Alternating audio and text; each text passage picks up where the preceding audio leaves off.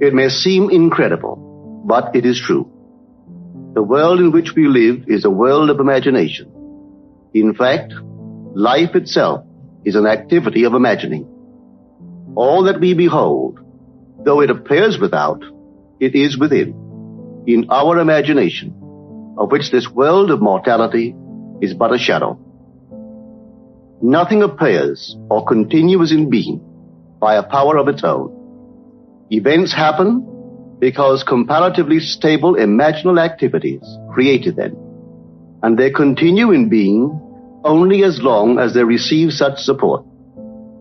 Therefore, the secret of imagining is the greatest of all problems, to the solution of which everyone should aspire. For supreme power, supreme wisdom, and supreme joy lie in the solution of this great mystery. When man solves the mystery of imagining, he will have discovered the secret of causation, and that is, imagining creates reality. The future is the imaginal activity of man in its creative march. Imagining is the creative power, not only of the poet, the artist, the actor, and orator, but of the scientist, the inventor, the merchant, and the artisan. Its abuse in unrestrained, unlovely image-making is obvious, but its abuse in undue repression breeds a sterility which robs a man of actual wealth of experience.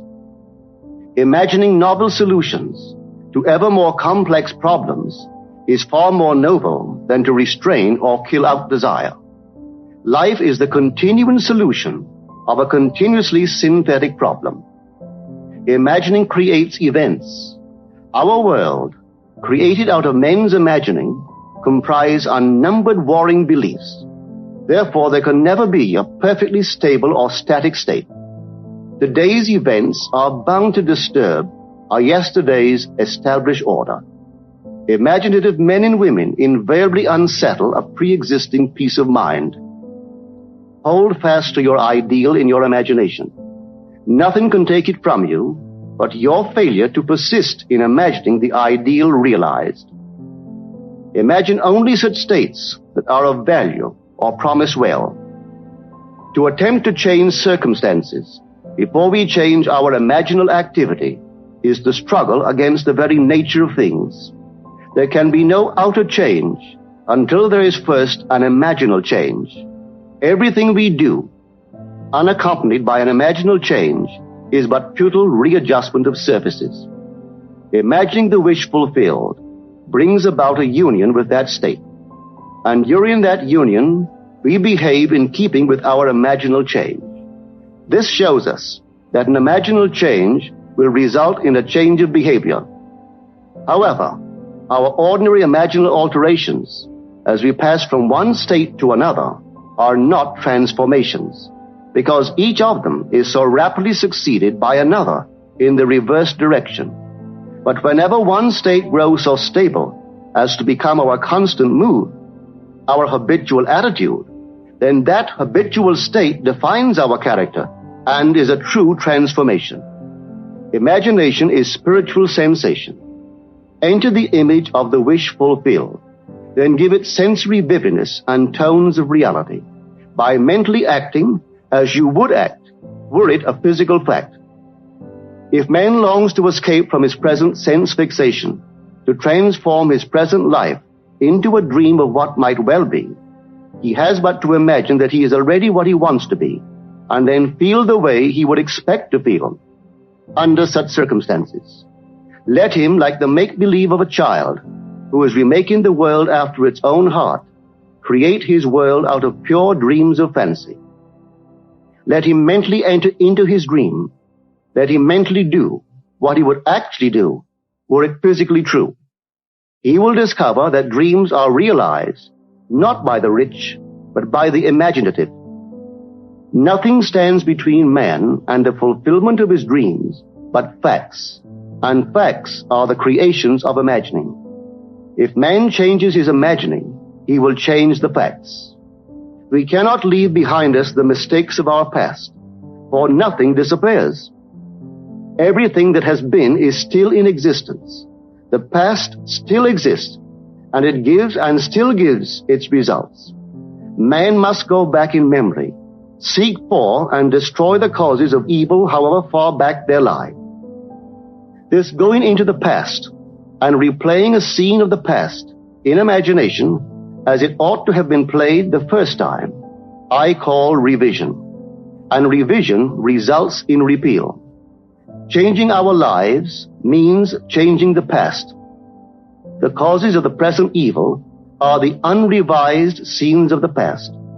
The past and the present form the whole structure of man. It is carrying all of its contents with it. Any alteration of content will result in an alteration in the present and future. Live nobly, so that mind can store a past well worthy of recall. Should you fail to do so, remember, the first act of correction or cure is always revise. If the past is recreated into the present, so will the revised past be recreated into the present. But remember my claims for imagining. Imagining creates reality. What it makes, it can unmake. It is not only conservative, building a life from images supplied by memory. It is also creatively transformative, altering a theme already in being. The parable of the unjust steward gives the answer to this question. We can alter our world by means of a certain illegal practice, by means of a falsification of the facts. That is, by means of a certain intentional alteration of that which we have experienced. And all this is done in one's own imagination. This is a form of falsehood which not only is not condemned, but is actually approved in the gospel teaching. By means of such a falsehood, a man destroys the causes of evil and acquires friends. And on the strength of this revision, proves, judging by the high praise the unjust steward received from his master, that he is deserving of confidence. Because imagining creates reality, we can carry revision to the extreme and revise a scene that would be otherwise unforgivable. We learn to distinguish between man, who is all imagination, from those states into which he may enter. An unjust steward, looking at another's distress, would represent the other to himself, as he ought to be seen. Were he himself in need, he would, like the man on the cover of this record, enter his dream house in his imagination and imagine what he would see and how things would seem and how people would act after these things should be.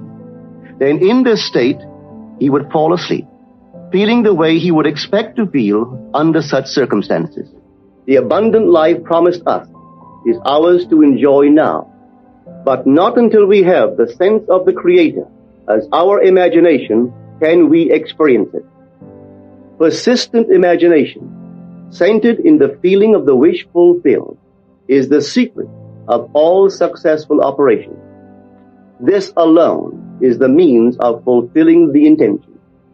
Every stage of man's progress is made by the conscious, voluntary exercise of the imagination. Then you will understand why all poets have stressed the importance of controlled, vivid imagination. Listen to this one by the great William Blake. In your own bosom you bear your heaven and earth, and all you behold, though it appears without, it is within, in your imagination, of which this world of mortality is but a shadow.